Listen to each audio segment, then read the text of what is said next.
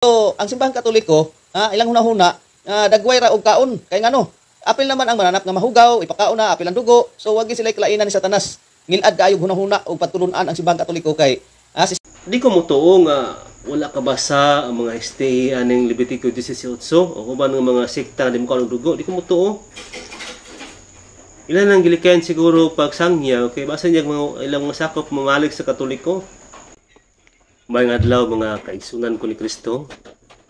Ako dahil si Brad Robert Castro na naputi tagaan karon o katinawan o mga pagtubag sa mga pagpangatake sa pagtulunan sa simbang Katoliko. Hindi na ito may suon nga STA. Yeah. Basta STA gani ang mutaki may suon, tatak na gina no kanang itungod sa pagkaon o ipahulay. Pagkaon o ipahulay. Yeah, mura gina balik-balik. Napinali ni si Alvin Sanchez. Nanaragod kung ito huminaw gini may suon ang iyang pamahayag. Labid kang ngilad, no? Labid kang ngilad yung gipagawas metong sa Katoliko. Ikot niya ang Leviticus 17:11. Yeah. Bawal ang pagkaon ng dugo. Pero sa Old Testament may suon, absoluto pagyod ang pagdili sa Dios sa dugo. Dili, no? Kay naman sa Leviticus 18 may suon.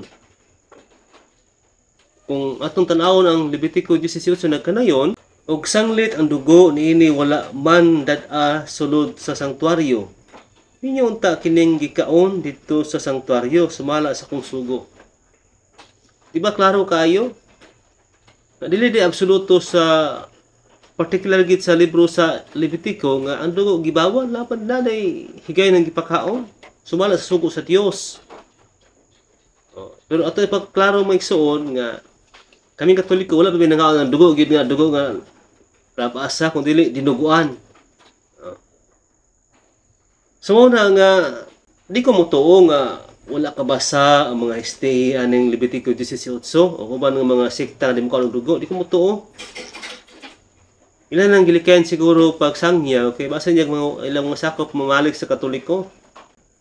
Posible wala ka basa si Alvin Sanchez niini kanang Leviticus 18. So, muna mo igsuon, kung arita sa New Testament,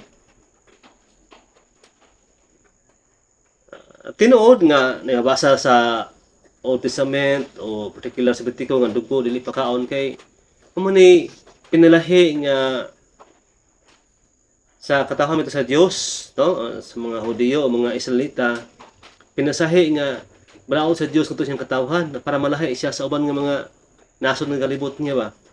Ang pag-abot ni Kristo, yan ang gipahunong.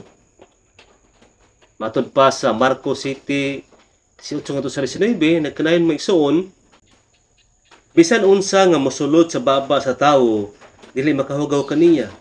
Kay kini dili man mosulod sa iyang kasing-kasing kung dili ngadto sa iyang tiyan. Ug unya mugula usab sa iyang lawas. Sa pagsulti ni Jesus niini, iyang gipahayag nga mahimong kanon ang tanang pagkaon. Diba? Gipahunong ni Kristo pag-abot niya diya sa Marcos atong gibatbat karon may son baguhay pa lang. Nga anong gisulti ni Kristo tungod kay ato masabot sa mga kapitulo bersikulo nga ang makapahugaw sa tao dili pagkaon kundi ang mugula gikan sa iyang kasing-kasing nga mao ang sala. Mo ni makapahugaw sa tao. Nya kaning dugo o kaning sa padinhang agi sulti balik sa STA gibuhat man sa Dios, no? Unsa may sulti diya sa 1 Timoteo kapitulo 4 bersikulo 4 hangtod sa 5 nga nag-ingon may suon, maayo ang tanang gibuhat sa Dios, ang tanan angay nga dawaton uban ang pagpasalamat ug walay isalikway bisan unsa. Kay ang pulo sa Dios ug ang pag-ampo maoy makapabalaan niini. Di ba klaro kayo? Ang tanang gibuhat sa Dios mga maayo. Nya sila ilang gipagawas nga dili maayo dili kanon. Nya kaning Marcos City 18 sa 19 gisulti mo gid nga pag-ingon ni Jesus, pagsulti ni Jesus niini yang gipahay nga mahimo ng kanon ang bisan unsang pagkaon. So, meaning, ang dili sa una, pwede na kanon. Balik ko na to ha. Dili gipasay si Kristo nga dili makanaot sa tao tumusulod ti palong sing baba kun dili ang mugula ikan sa kasing-kasing. Oh, di ba? So, mao na nga unsa man gisulti pud mitungod sa gingharian sa langit, mitungod ba sa pagkaon dili kay atong tanawon ang Roma 14:17. Ang tanawon migsuon ang Roma kapitulo 14 bersikulo 17 nag-ingon kang gingharian sa Dios dili pagkaon o pag-inom kundi pagkamatarong, pakigdait o kalipay nga gihatag sa Espiritu Santo. Tinaw kaayo, di ba? Sumaw na nga kanang alibay ni Alvin Sanchez, puro na lang pandaot sa simbahang Katoliko. Puro na lang kitang pandaot maisuon. Muna nga maluin na lang ta. So atong tuyo tumong nga gitubag tani kay magtuo mo ko ng kadaghanan nga kitang Katoliko na puno sa kasipanan. Katong gusto na ini magsuon, ngunta mulutaw lang ang kamatuoran.